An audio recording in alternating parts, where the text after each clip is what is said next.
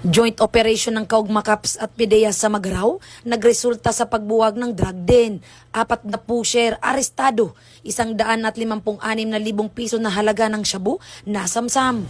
Mas pinaigting ng Kaugmakaps ang kampanya kontra iligal na droga matapos mabuwag ang hinihinalang drug den at maaresto ang 4 na drug personalities sa sinagawang bypass operation bandang alas 4:30 ng hapon noong Mayo 27, 2026 sa Zone 5, Barangay San Pantaleon, Magharaw, Camarines Sur. Kinilala ang mga sospek na sina alias Mike, Marwi, Chris, Jeff na mga pawang residente ng Magharaw, Camarines Sur. Pinagsamang puwersa ng Magharaw Municipal Police Station, PDEA Provincial Unit Camarines Sur at Camarines Sur MARPSTA ang nagsagawa ng operasyon na nagresulta sa pagkasamsam ng isang sachet ng hinihinalang shabu na ginamit sa bypass kapalit ng 17,000 piso na mark money. Sa follow-up search, nadagdagan pa ang 14 na sachet ng hinihinalang shabu ang nakumpiska na may kabuang tinatayang timbang na 23 gramo at standard drug price na 156,000 at 400 piso. Isinagawa ang inventory at dokumentasyon sa mismong lugar ng operasyon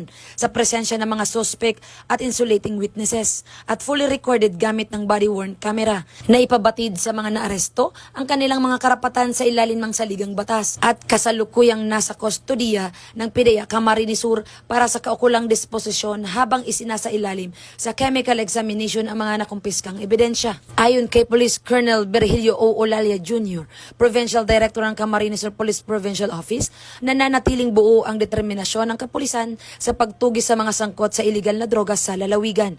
Aniya, patuloy ang mas pinaigting na operasyon at koordinasyon ng mga law enforcement agencies upang mapanatili ang kaligtasan ng komunidad.